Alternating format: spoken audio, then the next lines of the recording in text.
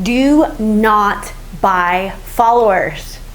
My name is Tracy Reuter. I am the CEO and founder of Divine Social, and in this video, we're going to talk about why buying followers on Facebook or Instagram or any platform for that matter is hurting both your organic as well as your social advertising. Let's talk about this. Buying followers is never a good idea. In fact, it hasn't been for years.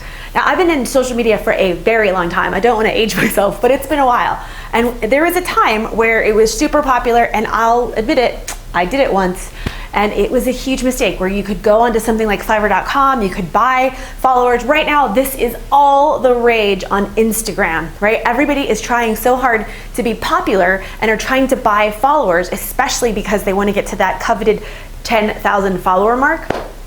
And it's really hurting you. And so let's talk about why this is hurting you. Okay, so number one, when you buy followers, you are essentially artificially inflating your numbers. All right, so you're basically looking like something that you're not, and that's never good. Like, being out of integrity in your business is never ever a good idea.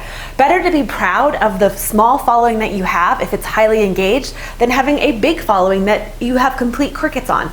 Trust me, that's something that we've been fighting both for our own business as well as for our clients, is trying to get better and better engagement on the page. And part of it is because the way the fans were originally built was built on fans that weren't ideal quality connections. They were just numbers. Okay, so number one, it artificially inflates things.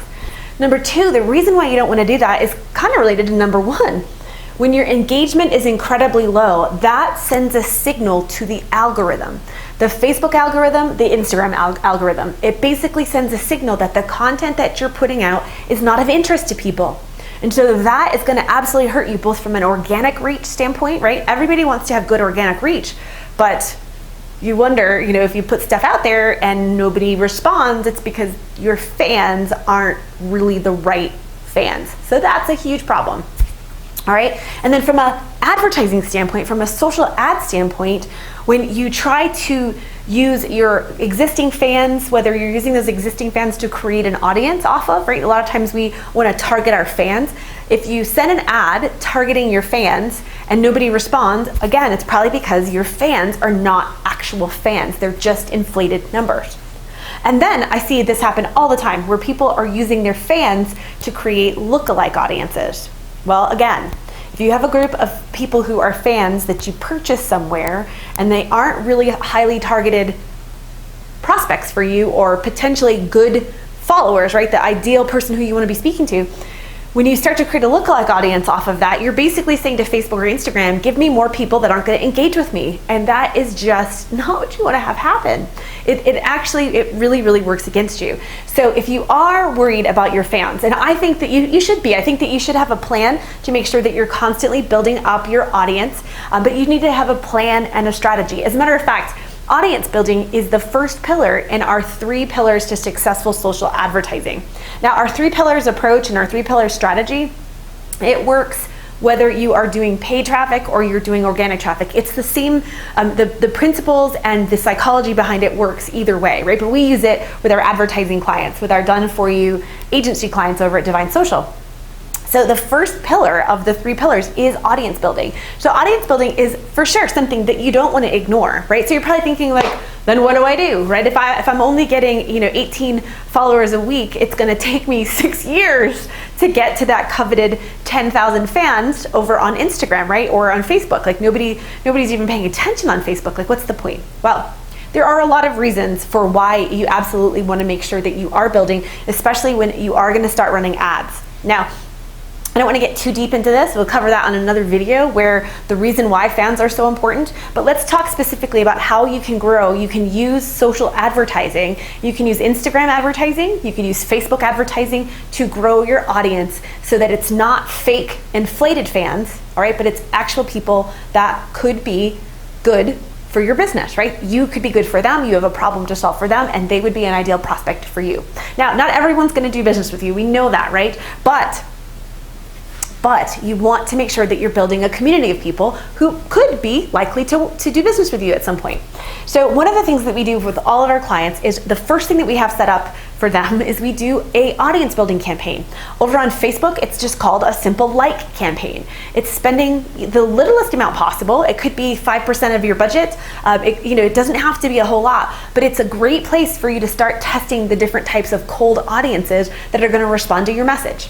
Now, it's really important when you set up one of those like campaigns that you make sure that you are speaking. You're speaking to that person, to the problem that they have and how you solve it. You want to make sure that your request, your ask for someone to like you, to follow you, has some benefit driven. There has to be a benefit to them, right? So it's got to be benefit rich in your text. So it's really simple. It's very simple over on Facebook.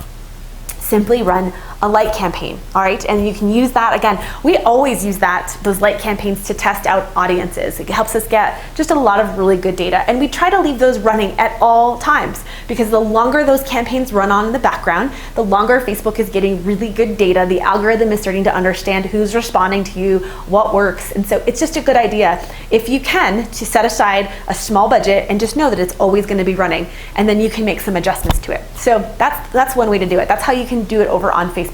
Now, Instagram is a little bit different. Instagram, you can't actually run campaigns. You can't run like campaigns, right? You can't run a campaign specifically to get people to follow you or connect with you on Instagram. So what do? Well, there's a lot of great ideas that you can do, but right now the simplest thing that we've been doing for a long time that really works over and over again is to create some kind of a post. So usually a video post works really well. A video, a quick, because again with Instagram it's only 60 seconds. You could use multiple videos in a carousel, but just to keep it simple, a simple video or an image that would speak to your ideal prospect, the problems that they have and the problems that you solve. Give them a reason. Why should they connect with you?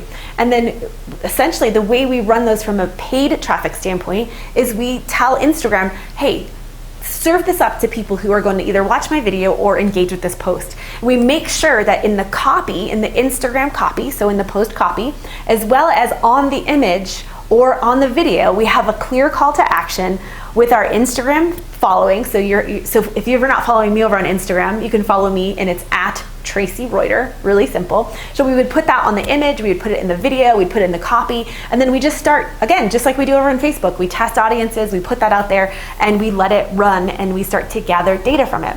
And so in a sense, I'm standing here today telling you don't buy followers. You are when you run Facebook ads or Instagram ads to grow your following. But the big difference between hiring a company that says we'll get you 10,000 likes, overnight, is typically those offers are getting you people that are in third world countries. They're typically in places where they don't speak English. They're not your ideal prospect. And engagement matters more than anything. In 2019 and on, engagement matters. And so you want to make sure that if you are going to spend any money on growing your following, and you should, you spend it smart. You spend it with a strategy to get the right people. Now, it's probably, if you're going to do that, I can promise you, if you were to hire one of these companies that I'm sure, if you're on Instagram, they have probably DM'd you, they've spammed your post, right, where they've said, you're amazing, let us help you get more followers. If you spent that kind of money, you'll probably get a lot more, you'll pay a lot less per follower if you do that. If you do it the way I just described, by running like campaigns or Instagram page post engagement or video view campaigns, you're gonna pay a little bit more per follower, but it's worth it because you're investing in the right people. Who cares how popular you are if you're not profitable, right?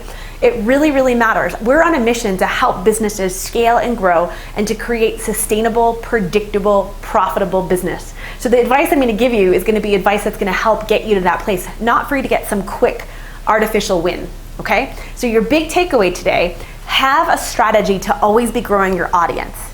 Set aside a small amount of money that you can invest in building your audiences, both whether it's on Facebook and Instagram or one or the other. just make sure that you have that. It's an incredible investment in your business because your tribe matters, your audience matters, and you want to make sure that you are being really, really strategic about how you grow it and that you always are thinking about doing that. Trust me, it makes all the difference in the world when you really start to scale your business. So the other thing is, if you've not gotten our 3 pillars to successful social ads, then I want you to click the link. It's in the description below, and it's going to walk you through what the 3 pillars are, and then there's a worksheet so that you can start to see, like, what do you need in order to start executing on some of those things. Whether you're just getting started and maybe all you're ever going to do is audience building, or maybe you've been doing Facebook ads to promote your business and Instagram ads to promote your business for a while. The 3 pillars to successful social ads will help you maximize your campaign so that you can get better results. It's all about being intentional and architecting a plan and a strategy to get more people to fall in love with you, to engage with you, to give them incredible value. So when you do make an offer, they're highly likely to say yes. Okay, I'd love to hear your thoughts below. Leave a message. Have you ever bought followers? Like I said, I did. Leave a comment below. Tell me what you think. What was your greatest aha out of this video today? And if you haven't already subscribed to our channel, what the heck are you waiting for? Hit the button, subscribe, let people know, because we're gonna keep coming here every Tuesday and sometimes more often with videos just like this to help you build and scale your business to make it profitable and predictable. My name is Tracy Reuter, and I'll see you next time.